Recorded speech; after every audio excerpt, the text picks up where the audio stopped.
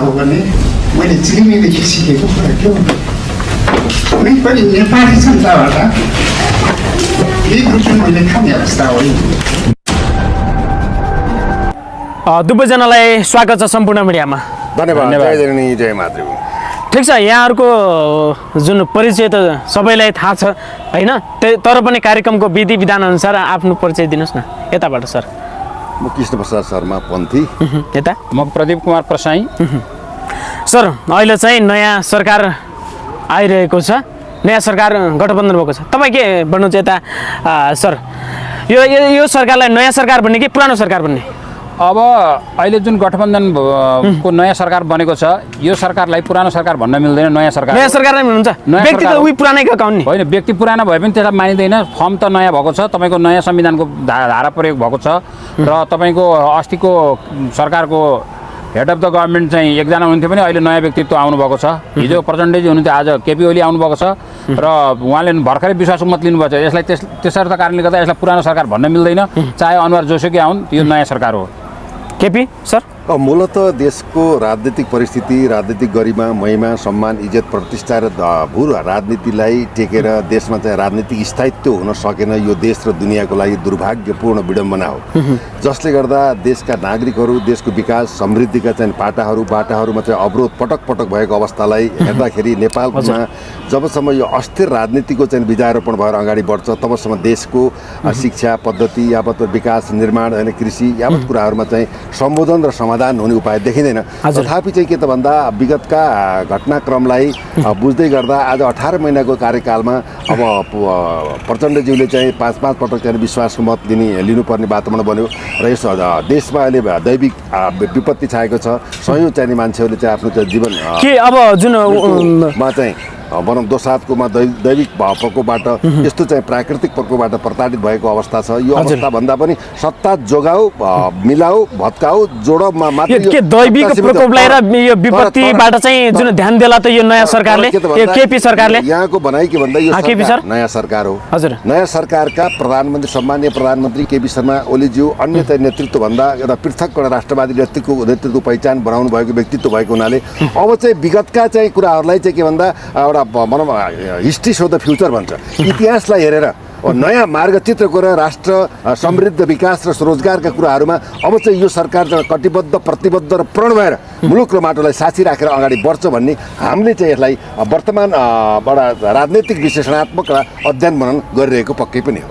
KP sir, जुन अहिले चाहिँ केपी शर्मा ओलीले जुन प्रचण्ड सरकार हुँदाखेरि डेडिकेट लाइनबाट चाहिँ जुन विद्युतहरूलाई चाहिँ लाइन दिने भनेर त्यो सुविधा दिएको थियो, तर विद्युतको जुन बिल नतिर्नाले चाहिँ लाइन काटिदिएको थियो। तर अहिले चाहिँ केपी सरकार आइसकेपछि उनीहरूलाई लाइन जोडिदिनु पऱ्यो अरे। यसमा मूलतः के छ भन्दा 2005-7 वर्ष पहिला पनि मन्त्री परिषदको निर्णय भएर त्यो 61वटा चाहिँ युद्ध कल कारखानालाई 13 अरब चाहिँ मिना गरेको अवस्था पनि विद्यमान थियो। तथापि चाहिँ अहिले चाहिँ वास्तवमा यो भाष्य चाहिँ कसरी सदनबाट आयो, यो प्रश्नवाचक चिन्ह यहाँ खडा हुन्छ। अहिले पनि तपाईँ 8.5 अरब लगायतको चाहिँ 8 अरब 20 करोड लगायतको चाहिँ के भन्दा बिजुलीको बिल उठाउने बाँकी रहेको अवस्थामा 6वटा उद्योगहरूको चाहिँ बन्द भएको अवस्थालाई प्रधानमन्त्रीज्यूको भन्नको आशय के भन्दाखेरि अर्कै रूपमा भाष्य गराइयो। हाम्रो विश्लेषणमा के देख्यो भन्दा अहिले उद्योग कल कारखाना देश विकास र निर्माणको चाहिँ एउटा के भन्दा दिगो जगको समृद्धिको एउटा दोतकको रूपमा रहेको हुनाले ती बिजुली जाने उद्योगहरूलाई सञ्चालन गर्ने, कल कारखानालाई सञ्चालन गर्न दिने, तर कर्मश चाहिँ के भन्दा पैसा उठाउनु पर्ने खालको चाहिँ भाष्य निर्माण भएको अवस्थालाई अब चाहिँ के भन्दा प्रधानमन्त्रीले चाहिँ अब मिना नै गरेर चाहिँ खोलिदिने भन्ने खालको कुराहरू त्यो चाहिँ गलत हो। त्यो हुनाले के छ भन्दा जब अहिले चाहिँ अब कर्मचारीकी कुरा गर्नुहुन्छ भने तपाईँको 8 अरब त चाहिँ पेशकी फर्चुन गर्न बाँकी छ। तिर्नुपर्छ कि तिर्नु पर्दैन सर? बिल्कुल यो रकम तिर्नुपर्छ। यो नेपाल सरकारले पाउने रेभेन्यू हो। प्राधिकरण भनेको नेपाल सरकारको 100% अन्डरटेकिङ हो, त्यो नेपाल सरकारको संस्था हो र गर्न खोजेको के हो त केपी प्रधानमन्त्रीज्यूले? बिजुली अहिले बर्खाको समय छ, व्यापक रूपमा उत्पादन भइरहेको छ, त्यसले गर्दा बिजुली सस्तो धेरै भयो भने त्यतिकै फ्रीमा बाँड्दिने, फ्रीमा बाँड्ने भनेको छैन। जनतालाई चाहिँ गरिब दुखी असहायलाई जुन अँध्यारोमा राख्ने, कुण्ठित गर्ने र ती व्यापारीहरूलाई मन्त्रीहरूले चाहिँ विद्युतलाई दुरुपयोग गर्ने होइन अहिले चाहिँ त्यही भएर नउठाउने अहिले चाहिँ भन्दाखेरि बिजुलीको लाइन तपाईँको उद्योगहरूलाई जोडिदिने र व्यापारीहरूसँग क्रमशः पैसा लिने के त्यो सम्भव होला त अहिले बिल्कुल सम्भव छ। किन सम्भव छैन? नेपालमा बसेर उद्योग गर्ने नेपाल सरकारले निर्धारण गरेको कुरा नमान्ने कुन चाहिँ व्यापारीको हिम्मत हुन्छ? सरकारले खै हिजोका दिनमा देखेन ती व्यापारीहरू अदालत गएका हुन्, अदालत गए पनि अदालतले पैसा तिर्दैन भनेर अदालत गएका त इतिहास नै छ नि। हिजोका दिनमा नियमन बोर्डले पनि आदेश दिइसकेको छ, विद्युत प्राधिकरणको सञ्चालक समितिले पनि पैसा उठाउनुपर्छ भनिसकेको छ। त्यो अवस्थामा उनीहरूले पैसा तिर्नै पर्छ चाहे जेसुकै। तर अहिले के छ भनेदेखि अब यो बिचको औद्योगिक स्थितिमा पनि अलिकति खस्केको अवस्था थियो बिचका कोरोना काल, अनि भर्खर उद्योगहरू चाहिँ तपाईँको रिस्ट्रक्चरिङ भइराखेका थिए, तिनीहरूलाई आर्थिक समस्या परेको थियो, सरकारले पनि केही सहुलियत दिएको थियो। त्यसले गर्दा गाह्रो परेकालाई अलिकति समय दिउँ भन्ने कुरा ग्रेस पिरियड हो यो एउटा। तर कसैले पनि विद्युतको महसुल तिर्दिन भन्ने कुरा नसोचे हुन्छ। त्यो तिर्नुपर्छ, त्यो राष्ट्रको सम्पत्ति हो, त्यो हामी नेपाली जनताको सम्पत्ति हो र यो 8 अरब 25 करोड जुन छ त्यो रकम तिर्नै पर्छ। जुन अघि उहाँले भन्नुभयो अब 22 अरब भनेछ, त्यो 22 अरबसम्म तपाईँको बिलिङ भएकोमा अब 2075 पछाडिको तपाईँको बिलिङलाई लोड सेडिङ हटेको मानेर विद्युतको लागि एउटा त्यो कमिटी बनेको थियो, त्यो छानबिन गर्ने। त्यो कमिटीले लाल आयोग भनौँ त्यसलाई, लाल आयोगको उसले चाहिँ रोकिदिएको थियो। त्यसले गर्दाखेरि त्यो छोडेर पनि यो तिर्नुपर्ने हो। त्यसले गर्दा यसबाट भाग्न कोही मिल्दैन, अदालतको स्पष्ट आदेश छ, यो पैसा तिर्नुपर्छ। र विद्युत जोडिदिँदै दिनुको अर्थ चाहिँ अब नेपालका उद्योगीहरूले सबै राजस्व चिज मिना पाए भन्ने नबुझे हुन्छ। जुन हेर्नुहोस् त केपी सर, जुन प्रधानमन्त्री केपी शर्मा ओलीले ठाडो आदेश दिँदैमा चाहिँ कुलमान घिसिङले मानेनन्। यदि गर्ने हो भने लिखित रूपमा चाहिँ पठाउनुहोस्, जोड्छौँ नत्र जोड्दैन। यसलाई चाहिँ कसरी हेर्नु? यो सिस्टममा गएको अवस्था हो कि त भन्दा विद्युत प्राधिकरणका चाहिँ कार्यकारी निर्देशक कुलमान घिसिङज्यूले जुन एउटा यो अँध्यारो नेपाललाई उज्यालो बनाउनु भयो, यो उहाँलाई हाम्रो सम्मान पनि छ। तथापि उहाँले सिस्टम विधिबाट ऊर्जा मन्त्रालयबाट गरिदिनुहोस् भनेर आधिकारिक पत्र आएमा म चाहिँ गर्न तयार छु भन्ने कुराहरू उहाँले राख्नुभएको सिस्टम विधि नियम नीति अन्तर्गत आएका कुराहरू हुन्। यो चाहिँ के भन्दा जनताको पैसा हो, राष्ट्रको पैसा हो। यो अरबौँ चाहिँ पैसा चाहिँ आर्थिक चाहिँ मन्दी भएको अवस्था। यदि कुलमानले विद्युत जोड्दिएन भने त कुलमानको विषयमा सोच्छौँ भनेर चाहिँ अब कुराहरू त उठिसक्यो। कुलमानलाई नै हटाउने जस्ता कुराहरू सुनिसके। हटाउने भन्ने कुरो हुँदैन, किन भन्दाखेरि एउटा होइन नजोड्दिए त तपाईँको बारेमा हामी सोध्छौँ भन्ने कुरा त आयो नि। विषय सारलाई चाहिँ कसरी त्यसलाई पस्किने भन्ने कुराहरू आउँछ। उहाँलाई हटाउने भन्दा पनि यसलाई व्यवस्थापन गरेर अगाडि बढ्ने र चाहिँ यो चाहिँ भन्दा बिजुलीको चाहिँ यो बाँकी बकौतालाई अनिवार्य रूपमा तिर्नुपर्छ, युद्धहरू सञ्चालन हुनुपर्छ। देश आर्थिक मन्दीमा गएको छ, अर्थतन्त्र खस्किएको छ, देश चाहिँ विसर्जन हुने अवस्थामा छ। त्यसले गर्दाखेरि अहिले आर्थिक परिस्थिति यो प्राकृतिक दैविक प्रकोप यावत कुरालाई विचार गरेर चाहिँ के भन्दा सहजीकरण गरेर व्यवस्थापन गरेर चाहिँ राज्यले उठाउनु पर्ने कर उठाउनु पर्छ भन्ने चाहिँ भाष्य हो। यसमा अब चाहिँ सामाजिक सञ्जालमा विभिन्न खालका कुराहरू अन्तरङ्गका प्रचार प्रसार भएको अवस्था पक्कै पनि हो। आज सम्मानित प्रधानमन्त्रीले चाहिँ विश्वासको मत लिएको चाहिँ के भन्दा 2-4 दिन भएको अवस्था छ र डिजाइन तयार गरेर देशको मुलुकको हकमा राष्ट्रको हकमा यस्ता कर छली हुने भ्रष्टाचार गर्ने भ्रष्टाचारमा संलग्न भएका चाहिँ फाइलहरूले चाहिँ क्रमशः अनुसन्धानको पाटोमा लैजाने चाहिँ गति विधिका चाहिँ कुराहरू चाहिँ रणनीति तयार भएको अवस्था पनि छ। त्यसैले के त भन्दाखेरि बिल चाहिँ तिर्नुपर्छ, नतिर्कन उपाय नै छैन। किनभने राष्ट्रको सम्पत्ति कुनै व्यक्ति विशेष चाहिँ उद्योगपतिले चाहिँ मेरै चाहिँ के भन्दा आफ्नो पैतृक सम्पत्ति हो भनेर चाहिँ त्यसलाई चाहिँ नजरअन्दाज गर्न मिल्दैन। 1, 2, 3 बिजुलीको महसुस पनि तिर्नुपर्छ, उद्योग कल कारखाना खोलिनुपर्छ, यो चाहिँ मान्यता खोल्नुपर्छ, चल्नुपर्छ र सरकारलाई दिनुपर्ने रेभेन्यू दिनुपर्छ। 1, 2, 3 दिनुपर्छ। सर यता जुन केपी सरकारले चाहिँ विद्युतलाई लाइन जोड्दै भने यो कस्तो नीति हो र जुन केपी ओलीज्यूले जुन आफ्नो जुन मन्त्री परिषदमा जुन जतिलाई मन्त्री दिनुभएको छ विवादित मन्त्रीहरू चाहिँ उहाँले आफ्नो साथमा लिनुभएको छ, यो नियतलाई कसरी हेर्नु भएको छ तपाईँ? अब विद्युत जोडिदिनु भन्ने कुरालाई हामीले अन्यथा नराम्रो रूपमा लिनु हुँदैन। उहाँले विद्युत जोड्नुको मतलब विद्युतको तिर्नुपर्ने महसुल तिर्नु पर्दैन भनेको छैन।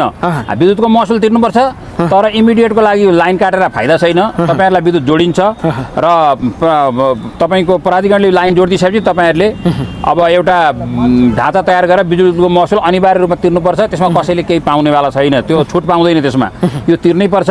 र प्राधिकरणमा जे कुलमानको कुरा गर्नुभयो तपाईँले, कुलमानले के छ भनेदेखि अब कसैले प्रधानमन्त्रीले पनि भरबली तपाईँको फलानु काम गर भन्दा गर्ने होइन। यो सरकार हो, सरकारमा एउटा प्रोसेस हुन्छ, त्यस अन्तर्गतको एउटा त्यो इन्स्टिट्युसन हो। त्यो अब विद्युत प्राधिकरण भनेको एउटा स्वायत्त संस्था हो। त्यो संस्थाका केही नियम सञ्चालनको नियम प्रक्रियाहरू छ, त्यो नियम प्रक्रियालाई टेकेर मात्रै अगाडि बढ्न सकिन्छ। त्यो नियमलाई नागेर कुलमानले पनि केही गर्न सक्दैनन्, चाहे भोलि तपाईँ त्यहाँको एमडी भाइ तपाईँले पनि गर्न सक्नुहुन्न। त्यसले गर्दा अब त्यसलाई एउटा आधार चाहियो, त्यसको लागि अब बोर्ड बस्नुपर्छ, त्यसको लागि पत्र चाहियो। केही विवादित मन्त्रीहरूलाई लिनु भएको छ, विवादित यसको नीति कस्तो खालको? कतिपय मन्त्रीहरू विवादित छन्। यसमा 5-6 जना मन्त्रीहरूको बारेमा अहिले पब्लिकमा अलिकति सन्तुष्टि छैन। अब यो आवाज उठिरहेको छ, जनगुनासो छ, गर्दा बनाइयो, भ्रष्टहरूलाई मन्त्री परिषदमा लग्यो। भ्रष्टाचारमा फँसेका मानिसहरूले अब सरेन्डर गरेर हामीलाई बचाउनु पर्यो भनेपछि अब केपी ओलीलाई प्रधानमन्त्री स्वीकार्न गएका अवस्था छ अहिले। यो अवस्थामा अब आफ्नो इमेज बचाएर जनतामा गएर साँच्चैकै अर्कोचोटिको लागि पनि काम गर्ने हो, साँच्चै देशको लागि काम गर्ने भने जो भ्रष्टाचारमा संलग्न छन् तिनीहरूमाथि निष्पक्ष ढङ्गले छानबिन गरेर कोही निर्दोषलाई फसाउने उद्देश्य नलिकन दोषीलाई उम्किन नदिने गरी कारबाहीको प्रक्रिया अगाडि बढ्नुपर्छ। चाहे त्यो प्रधानमन्त्री भएको व्यक्ति होस्, चाहे त्यो कार्यालयको एउटा सानो पिएन सरहको कर्मचारी होस्, त्यसमा समानता हुनुपर्छ। कानुनको दृष्टिमा सबै बराबर छन्, त्यहाँ कोही सानो ठुलो हुँदैन, तर भ्रष्टहरूलाई कारबाहीको दायरामा चाहिँ ल्याउनै पर्छ। केपी सर, उहाँले भने जस्तै कि अब नयाँ सरकारले चाहिँ के फाइलहरू खोल्ला त ती भ्रष्टहरूलाई चाहिँ सबलाई जेलको कालकोठरीमा पुर्याउने काम गर्ला? मूलत के छ भन्दा नेपालको चाहिँ इतिहासमा देशको एउटा क्यान्सर रोगको रूपमा स्थापित भएको भ्रष्टाचार हो। यसमा चाहिँ के छ भन्दा आर्थिक भ्रष्टाचार व्यापक छ, नैतिक भ्रष्टाचार छ, चारित्रिक भ्रष्टाचार छ, सामाजिक भ्रष्टाचार छ होइन।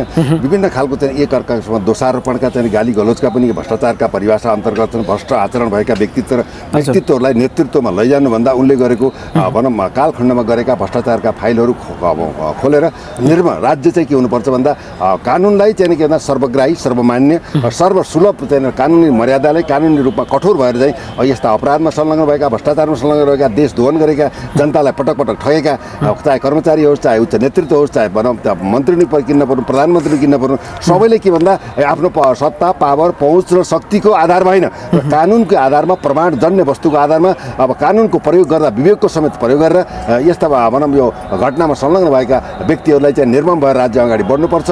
अब चाहिँ यो के भन्दा अहिलेको चाहिँ यो प्रधानमन्त्री भनौँ केपी शर्मा ओलीज्यूको एउटा अवसर पनि हो, चुनौती पनि हो र उहाँले देशलाई बनाउने र विगतमा भएका कमी कमजोरीलाई सच्याएर अगाडि बढ्ने एउटा चाहिँ परिस्थिति पनि हो र विवादित रूपमा आएका मन्त्रीहरूलाई पनि आलोचना, समालोचना र उनले गरेका कुकर्मको प्रमाणजन्य अवस्था छन् भने त्यतातर्फ पनि के भन्दा जनताले औँलो ठडाएका छन्। त्यसलाई पनि वास्तविकतातर्फ चाहिँ जनसमक्ष ती कुराहरूलाई आउनु पनि आवश्यक छ, किन यो जनता बिना देश हुँदैन, देश बिना जनता हुँदैन। त्यो हुनाले नेताले जनता बनाएको होइन, जनताले नेता बनाएको हुन्। त्यसैले अहिलेको चाहिँ यो चाहिँ के भन्दा जुन एउटा नयाँ गठबन्धन सरकार स्थापित भएको छ, यो सरकारले विगतमा जस्तो चाहिँ के भन्दा हाम्रा मान्छे राम्रा मान्छे भनेर विभिन्न खालका लाभ लिएर चाहिँ नियुक्ति गर्ने, देशलाई भड्कालोमा हाल्ने र चाहिँ अयोग्य व्यक्तिलाई योग्य मानेर चाहिँ सम्मान गर्ने प्रणालीको अन्त भएर देशमा सुशासन, दण्डहीनताको अन्त र एउटा चाहिँ के भन्दाखेरि एउटा विधिको शासनको जगमा टेकेर ऐन कानुनलाई मानेर अब चाहिँ के भन्दा हामीले विगतमा विभिन्न कालखण्डमा गल्ती गऱ्यौँ, जनतालाई धोका दियौँ,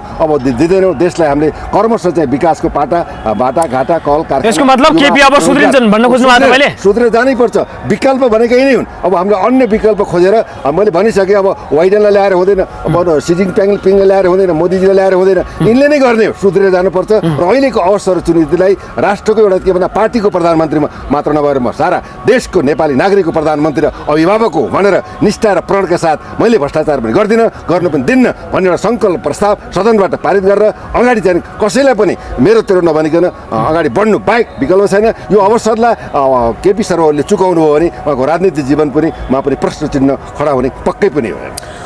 यता सर, जुन अहिले बालन र प्रचण्ड केपी सरकारको लडाइँ चलिरहेछ, यही बुझ्दा पनि हुन्छ अहिले दर्शकहरूले।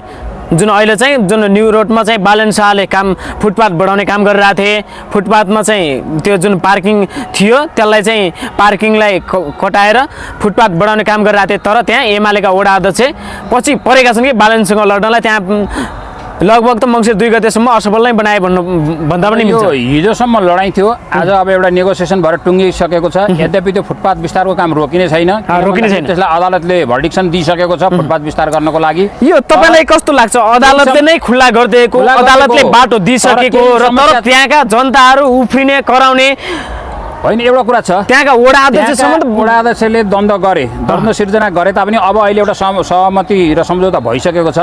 त्यो भइसकेपछि के भने मङ्सिर 2 गतेसम्मको लागि अब यसलाई पर्खिने र एउटा अध्ययन गर्ने भनेको छ। कसैले अध्ययन गरौँ, छानबिन गरौँ, छलफल गरौँ भन्दाखेरि त्यसलाई नकारात्मक रूपमा लिनु हुँदैन। तर कोही हात हतियार सहित झगडा गर्ने उद्देश्यले सडकमा आउँछ, शक्ति प्रदर्शन गर्छ भने त्यो चाहिँ एउटा आपत्तिजनक कुरा हो। हिजोको दिनमा त दादागिरी शैलीमै उभिरहेका थिए नि, तर आज सम्झौता भयो। हिजो सम्झौता भयो, सम्झौता भइसकेपछि अब यो सम्झौता र समर्थनबाट तपाईँको बातचितबाट नेगोसिएसनबाट भनेको संसारका ठुला समस्या हल हुन्छन्, यो समस्या पनि हल हुन्छन्। र आखिरी न्युरोडको विकास भनेको हाम्रो विकास हो, हाम्रो विकास भनेको समग्र देशको विकास हो, यसरी बुझ्नुपर्छ। र त्यसमा कसैलाई बाधा बर्तन हाल्नुपर्ने जरुरी छैन। अब मेयरले पनि कुनै गलत उद्देश्य लिएर त्यो बढाएर उनीहरूलाई दुःख दिने नियत छैन। त्यहाँ सबैको लागि त्यो सहज ढङ्गले अगाडि बढ्ने ठाउँ होस्, त्यहाँ बाटोघाटो। तर अदालतले नै आदेश दिइसकेको ठाउँमा चाहिँ काम गर्न नदिँदा अदालतको अवहेलना गर्दा त तिनीहरूलाई कानुनी प्रक्रियामा त जानु पर्थ्यो होला नि। अब एउटा कुरा के छ भनेखेरि मेयरले चाहिँ अब अदालतले आदेश दिँदा पनि मैले काम गर्न पाइनँ भनेर अब अदालतको आदेश चाहिँ कार्यान्वयन गरिपाउँ भनेर फेरि अदालतमा मुद्दा हालेको खण्डमा अदालतले अर्को आदेश दिने, अन्यथा आदेश दिँदैन। तर केही समय बसेर छलफल गरेर नेगोसिएसन गरेर अब बिचमा अन्डरस्ट्यान्डिङ निकालेर हामीले काम गरौँ भन्ने छ भने त त्यसलाई त नकारात्मक रूपमा लिनु हुँदैन। कतिले भन्दैछन् बालेनको र एमालेको लडाइँ हो पनि, यो पनि भनिरहेको छ। बिल्कुल एकचोटि त्यही हदमा पुगेको थियो बालेन र तपाईँको केपी महासेट मार्फत। अब केपी ओलीको लडाइँ भने एकचोटि त्यही रूपमा प्रस्तुत भएको थियो। तर अब हिजो प्रतिपक्ष हुँदाखेरि सरकारलाई अप्ठ्यारो पार्ने काम प्रतिपक्षको हुन्थ्यो, अब उहाँ स्वयं प्रधानमन्त्री भइसक्नु भएको छ केपी ओलीजी। त्यसले गर्दा अब मेयरसँगको झगडा गरेर बस्ने होइन नि त। अब नेपालको वामपन्थी आन्दोलनको एउटा टप अब धरला जस्तो पर्सनालिटी भइसकेको मान्छेले भर्खर उदीयमान भएको एउटा मेयरसँग अब पौठेजोरी खेल्ने हो त होइन नि। त्यसले गर्दा मेयर पनि उहाँकै आफ्नो परिवारभित्रको हो, सरकारको एउटा अर्गान हो, स्थानीय सरकारको प्रमुख हो। त्यसले गर्दा मेयरलाई पनि प्रधानमन्त्रीले पूर्ण सहयोग गर्नुपर्छ र उहाँलाई बोलाएर अब समस्याहरू के छन्, महानगर यो त क्यापिटल सिटी हो, क्यापिटल सिटीका समस्याहरू कसरी समाधान गर्नुपर्छ भनेर एक्सपर्टहरूको टिमसहित उहाँले प्रधानमन्त्रीले पनि त्यसमा छलफल गर्नुपर्छ र यसलाई कुनै पनि द्वन्द्व विवादमा कन्फ्रन्टेसनमा लगेर होइन, यसलाई सोल्युसनतिर लानेतिर प्रधानमन्त्री लाग्नुपर्छ र त्यसमा अब मेयरले पनि अब पोजिटिभ भएर समस्या समाधान गरेर जानुपर्छ। केपी सर, यता जुन 22 नम्बरको वडा अध्यक्ष चिनीकाजी महर्जनले चाहिँ बालनसँग न्यू खोज्नुको कारण के होला? कतिले भन्दैछन् यिनी चाहिँ चर्चामा आउनको लागि, भाइरल हुनको लागि भनिरहेछन्, के जस्तो लाग्छ? कतिले भन्दैछन् उनले चाहिँ आफ्नो पनि काण्ड छ, त्यहाँभित्र चाहिँ जुन भ्रष्टाचारहरूको केही फाइलहरू थिए, त्यहाँ वडाबाट चाहिँ 7 बोरा चाहिँ महानगरले उठाएको छ, वडा अध्यक्ष त्यहाँ नभएको बेला, र आफ्नो फाइल गुपचुप गर्नको लागि र चर्चामा आउनको लागि भन्ने हल्लाइरहेछ। तपाईँ के भन्नुहुन्छ बालेन र वडा अध्यक्ष 22 नम्बरका वडा अध्यक्ष चिनीकाजी महर्जनको यो लडाइँलाई? यो वास्तवमा के छ भन्दा केटी आए गुलेली खेलाएको जस्तो कुराहरू हो। किन भन्दाखेरि 22 नम्बरका वडा अध्यक्षज्यू पनि जनप्रतिनिधि हो, उहाँको कमी कमजोरी के छन् अथवा यो समस्या किन आयो, पहिले के समस्याको चुरुतिर जानुपर्ने आवश्यकता छ। त्यहाँका जनताहरूले किन चाहिँ आक्रोश भए होइन, 22 नम्बरका जनताहरूले त अवरोध गर्नुको कारण के हो, यसको पछाडिको रहस्य के छ, उद्देश्य के छ, परिस्थिति हो, कार्यान्वयन गर्नुपर्ने परिस्थितिको यसको समाधानको लागि हिजो एउटा नेगोसिएट भएको छ। त्यो नेगोसिएटबाट के एउटा समस्या आउँछ, समस्याको सँगसँगै समाधान पनि लिएर आउँछ। त्यो हुनाले अहिलेको पार्टीगत लडाइँ भन्दा पनि यो चाहिँ विश्वको एउटा नमुनाको सहरको रूपमा स्थापित गर्ने एउटा मापदण्डको रूपमा अगाडि बढेका बालेनलाई सहयोग समर्थन गर्ने र अहिलेको चाहिँ अभिभावकत्व निर्वाह गर्नुभएका सम्मानित प्रधानमन्त्रीज्यूले पनि के भन्दाखेरि अब यो पार्टीको चाहिँ आस्था विश्वास र त धारणा भन्दा पनि यो चाहिँ भनौँ विकास र निर्माणलाई कसरी गतिशील बनाएर जाने, विकास र समृद्धि र चाहिँ देशको उन्नति र देशको चाहिँ भाग्य र भविष्य निर्माणमा कूटनैतिक सम्बन्धदेखि लिएर राष्ट्रिय अन्तर्राष्ट्रिय सन्धि सम्झौतादेखि लिएर यसमा के भन्दा राष्ट्रको भलो र जनताको भलोको लागि सबै चाहिँ पक्ष विपक्ष होइन भनौँ पृथक मत भएका व्यक्तित्व पनि एक हुनुपर्छ, तब मात्र राष्ट्र बच्छ, देश बच्छ, समाज बच्छ। त्यसैले अब के हुन्छ, यो समाधानको बाटो आएको छ। यसमा चाहिँ के भन्दा त्यो चुरो प्रश्न के छ, त्योभित्र यो राज के छ, त्यो राजलाई कोट्याएर त्यसलाई समाधान गरेर व्यवस्थापन तरिकाले चाहिँ अगाडि बढ्नु उपयुक्त छ। किन भन्दाखेरि देशको अदालत भनेको सर्वमान्य एउटा संस्था हो, त्यो संस्थाबाट उच्च अदालतबाट काम गर्न दिने एउटा आदेश जारी भएको अवस्था पनि छ। त्यसैले के त भन्दा अदालतको आदेशलाई नमान्नु के बालेन ठिक हुन् कि त अनि उता महर्जन ठिक हुन् त? जसले मान्दैन यो गलत हो। किन अदालतको आदेशलाई हामीले मान्दैन भने कानुनै छैन देशमा, राज्य नै छैन, जङ्गली राज भन्नु, संविधानभन्दा माथि बन्ने संविधानै छैन भन्नुपर्छ, कानुनभन्दा माथि बने, कानुनलाई कार्यान्वयन गरेर गर्नुपर्छ। जनप्रति जस्तो व्यक्तिले चाहिँ दिएको चुरो कुरोलाई समाधान गरेर मेयरसँग चाहिँ के भन्दा व्यवस्थापन भनौँ एउटा विज्ञको उहाँले भन्नु एउटा विज्ञ टोली अब यसलाई भनौँ एउटा अझै विकसित एउटा अझै एक्सपर्टिजको टिम बनाउनु पर्यो, कन्सल्टेन्टहरूको टिम बनाउनु पर्यो, डेभलपमेन्ट कन्सल्टेन्ट होला नि त, अर्बन कन्सल्टेन्टहरू होला नि, अर्बन इन्जिनियरिङ काठमाडौँको मेट्रोपोलिटन सिटीलाई न्युयोर्क सिटी बनाउन किन सकिँदैन? त्यो खालको इन्टरनेसनल मापदण्ड बालेनको कामलाई कसरी हेरिरहनु भएको छ यहाँले?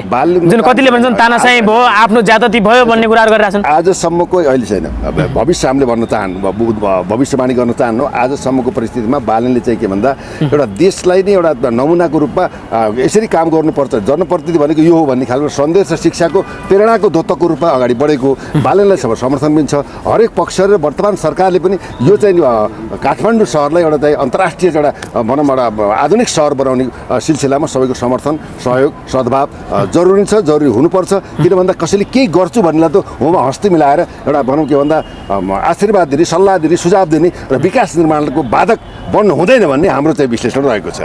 यता सर जुन कतिले भन्दैछन् अहिले पछिल्लो समय देखा परेका नयाँ शक्तिहरू 84मा आउनुपर्छ, राजनीतिक पार्टी नै खोलेर लाग्नुपर्छ, जुन बालेन हर्क गोपी जस्ता व्यक्तिहरू चाहिँ आउनुपर्छ, एकता हुनुपर्छ भन्ने कुराहरू आइरहेछ। तपाईँलाई के लाग्छ सर? बिल्कुल सही हो। जो प्रोग्रेसिभ छन्, वास्तवमा प्रगतिशील भनेको वामपन्थीहरूले प्रगतिशील भन्छन्, तर जो यथास्थितिवादभन्दा अगाडि बढ्छ, जो समाजमा उदार दृष्टिकोण लिएर आउँछ, जो विकास प्रेमी छ, जो जनताको समस्यासँग अगाडि बढ्छ, त्यो मान्छे नै प्रोग्रेसिभ हो, अर्थात् प्रगतिशील हो। र यस्ता शक्तिहरू जो अहिले कुनै बिना स्वार्थ, आफ्नो व्यक्तिगत स्वार्थ बिना नगरको विकासको लागि लागिरहेका, अब गोपी हमालजी भयो, अब बालेन भयो, हर्क साङपाङजी भयो, यिनीहरूमा कुनै अहिलेसम्म हामीले देखेकोमा व्यक्तिगत लालसा छैन। यिनीहरू समाजको लागि, सोसाइटीको लागि, आफ्नो नगरको लागि मरिहत्ते गरेर लागिरहेछन्। यिनीहरूको लागि आफ्नो निजी लाइफै छैन। यस्तो मान्छेहरू चाहिँ अब फेरि अघिल्लो चुनावमा सङ्गठित भएर आयो भने यिनीहरूको अझ विस्तार भएर जान्छ। त्यसले देशको विकासमा पक्कै पनि एउटा ठुलो टेवा दिन्छ। त्यसले गर्दा यो कुराहरूलाई हामीले चाहिँ एप्रिसिएट गर्नुपर्छ। ठिक छ, उसो त हामी अन्त्यतिर पनि छौँ होइन। यता केपी सरलाई सोध्न चाहेँ, अब जुन 84मा अहिले चाहिँ जुन केपी सरकार देउबा सरकार चलिरहेको छ, के छ अब यो केपी सरकार देउबा सरकारले कतिको समय लम्ब्याउला, आफ्नो समय कतिसम्म त्यो राख्ने, त्यो एउटा समय वातावरण बनाउला, तपाईँलाई के लाग्छ सर? राष्ट्रिय राजनीतिको सन्दर्भमा अझ संविधान संशोधन गरेर देश विकासको लागि, मुलुकको लागि, हितको लागि चाहिँ अब विभिन्न खालको एजेन्डाहरू बनाएर चाहिँ संशोधन गर्ने कुराहरू पनि छन् मूलतः संविधानको।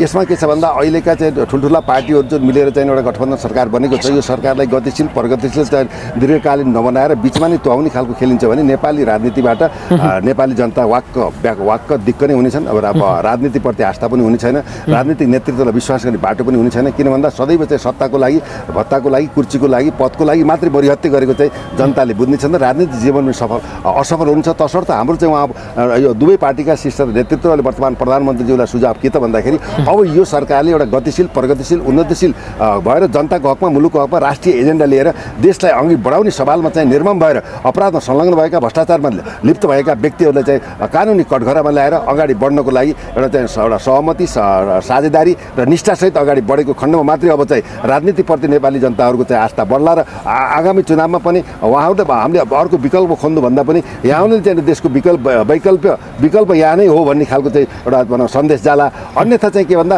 पुरानै प्रवृत्तिको विकास भयो भने अब के त हुन्छ भन्दा नेपालमा यो चाहिँ बहुदलीय प्रणाली, यो चाहिँ पार्टीगत राजनीति, यो सत्ता र भत्ता र चाहिँ यो देश द्वन्द्व र भ्रष्टाचारको राजनीतिबाट जनता वाक्क भएका छन्। जनताले के आँधी भेरी ल्यायो भने यो सत्ता, पावर, शक्ति नै के भन्छ भनौँ विलिन हुन सक्ने अवस्था पनि बन्छ।